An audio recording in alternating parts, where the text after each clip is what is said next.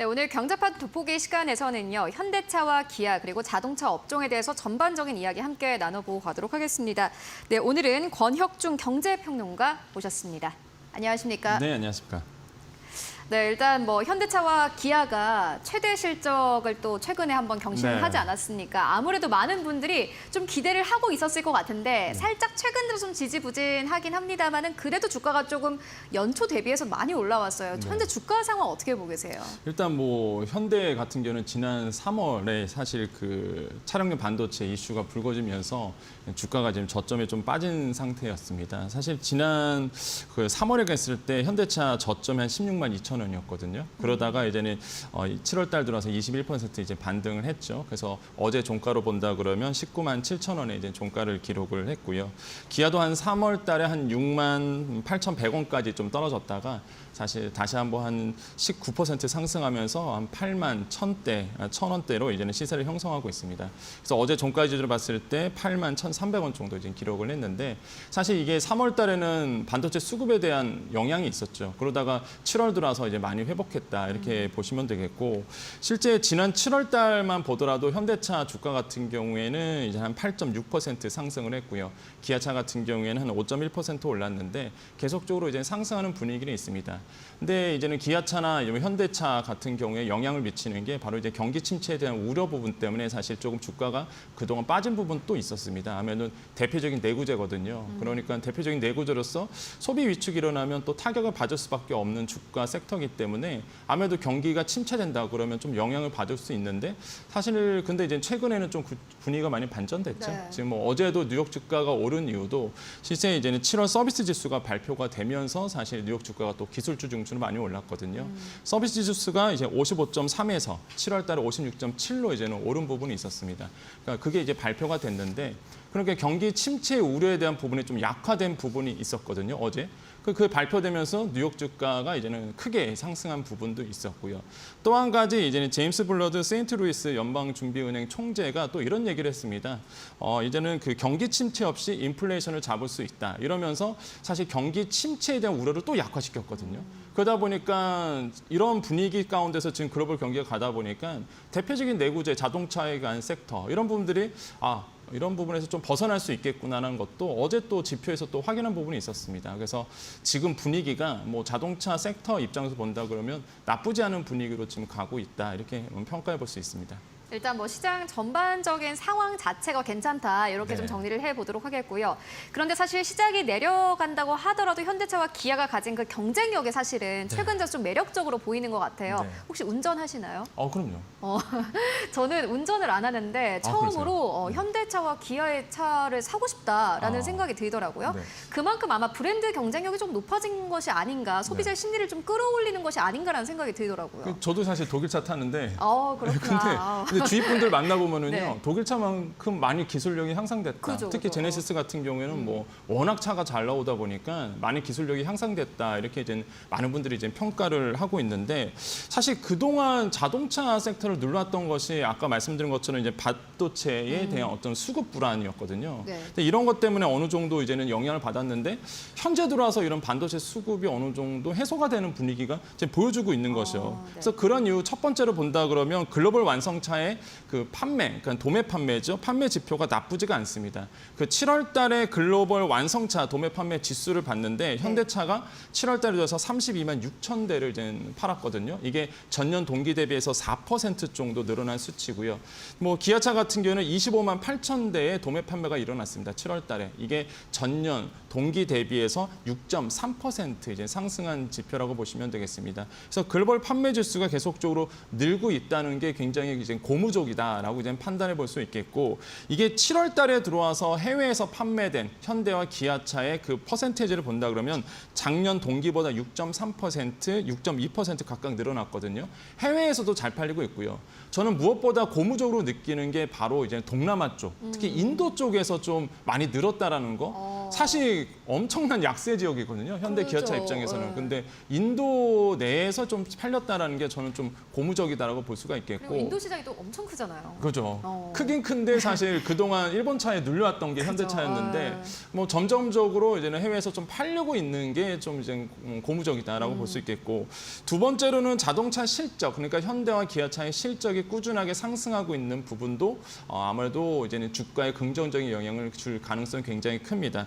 일단 현대차 같은 경우에는 올해 2분기 매출액을 봤더니 매출액이 35조 9천억 원 정도가 나왔거든요. 이게 전년 또 동기 대비해서 18% 매출이 늘어난 것이고, 영업이익 또한 2조 9천억 원 정도가 나왔습니다. 똑같이 전년 대비해서 한 58% 증가된 수치이다.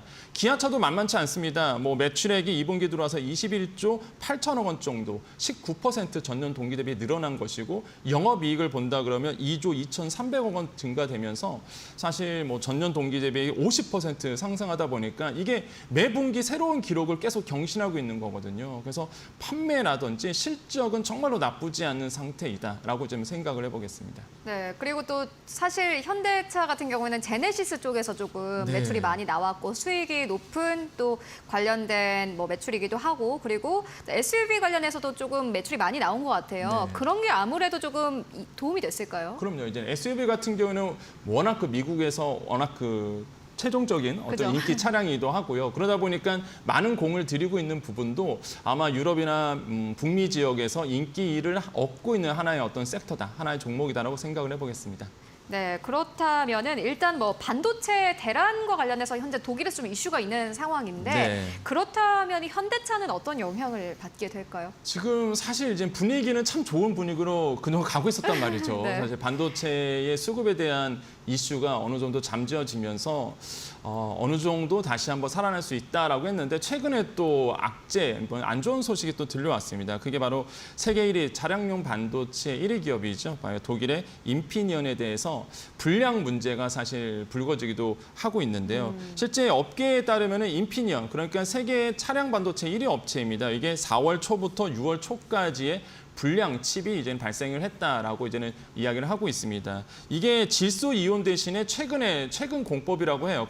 알루미늄 이온을 주입하는 과정에서 좀 불량 수급이 좀 됐다, 수율이 나왔다라고 이제는 발표를 했었는데, 이게 왜 이제 현대차랑 관련이 있냐면 이 칩이 이제는 현대 모비스로 사실 이제 납품을 합니다. 근데 현대 모비스 같은 경우에는 이게 파워 모듈로 제작을 해서 이게 또 현대차에 납품을 하고요. 현대차는 이 파워 모듈을 가지고 아이오닉 5에 이제는 실크 여기에 들어가는 제품이거든요. 그러다 보니까 아이오닉 5에 대해서 이거 지금도 12개월, 1년 이상 기다려야 되는데 더 기다려야 되는 이런 문제가 이제 불거지기도 하고요. 이게 불량이 확인된 게 4월 초였는데, 그렇게 된다 그러면 4개월 뒤부터 이제 들어오게 되는 8월부터가 문제가 되고 2개월 동안 문제가 됐잖아요. 4월부터 6월 초까지니까. 그러면 8월 달 들어오기로 하는 물량인데 이게 그럼 10월 달까지도 계속적으로 영향을 미치다 보니까 뭐 더더욱 이 문제가 불거질 가능성. 그래서 반도체의 사실 차량용 반도체의 이슈가 거의 이제 끝나가고 있는 마당에 다시 한번 이런 불량 문제가 생기면서 지금 글로벌 입장에서 본다 그러면 차량용 반도체 수급이 더 어려워질 가능성도 여전히 남아 있다. 이게 시장에서는 그렇게 이제 평가를 하고 있습니다. 그래서 변동성이 좀 커질 수밖에 없는 또 시장으로 갈 것이다라고 보고 있습니다. 일단 뭐 늘 반도체가 문제네요. 네.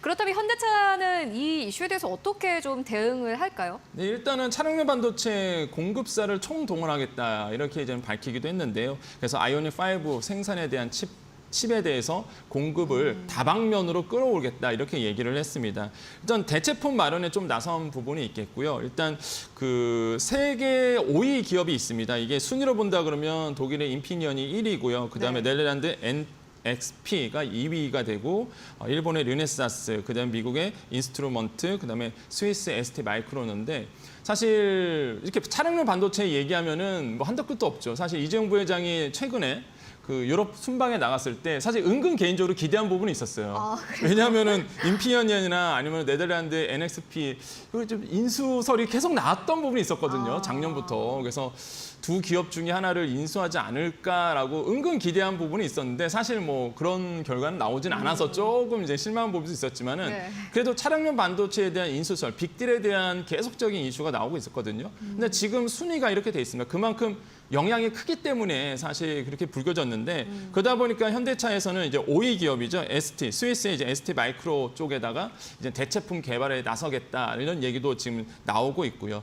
또한 차량용 반도체가 나오는 속속 항공편을 통해서 바로바로 수입을 해서 차량 공급에 문제가 없도록 하겠다라고 이제 대응 방안을 밝히기도 했었는데 하지만 시장에서는 당분간은 차량용 반도체의 수급이 좀 어려워질 가능성 역시나 열어두고 있다고 보시면 되겠고요.